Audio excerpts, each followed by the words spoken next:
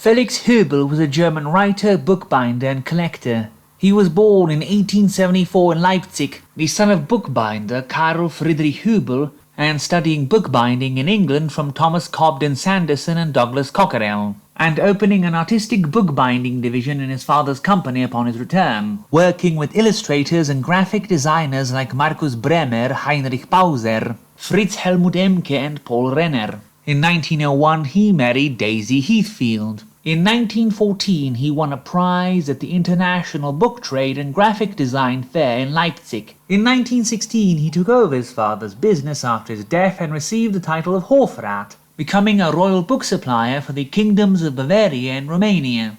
He died in 1922 in Baden-Baden. We will cover his 1899 ghost stories.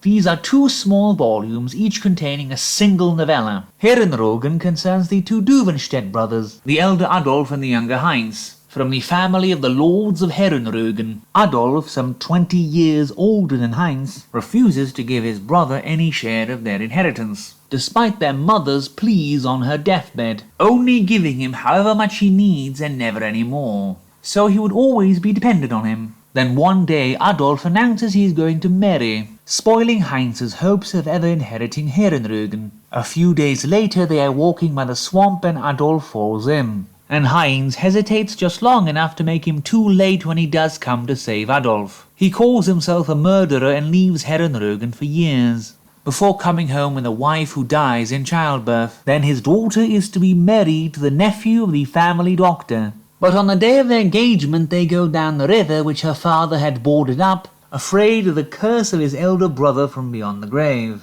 And of course they find his daughter drowned, and Heinz spends the rest of his days as a crazy old man shooting at crows. Hans Sebolt's marriage concerns Hans Sebolt and his forceful acquaintance Kruzberger, who both love the same woman, Ellie Leotold. Kruzberger forces Hans to let him pursue Ellie romantically for 2 weeks, even when Hans knows she does not like Kruzberger, except when she gets captivated by his bizarre, almost demonic singing and piano playing, which she got horribly mesmerized by once, but which never comes up again despite one expecting it to. Hans breaks his word and confesses his love to Ellie, then accepts Kruzberger's invitation for a trip into the mountains, just the two of them, and to wake up at 2 in the morning to go up the mountain peak when no one is around. Yeah, I don't see any red flags here at all. They also have to sleep in the same bed in the middle of the dance floor to make things more awkward. Of course, Kruzberger shoves him down the side of the mountain and Hans only survives by pure chance. When he comes home, he is told Kruzberger shot himself in his room and is then found to have shot himself. Ellie and Hans then get married despite Kruzberger's threatening suicide note saying he will never allow that to happen, but the ghost kills Ellie on their honeymoon.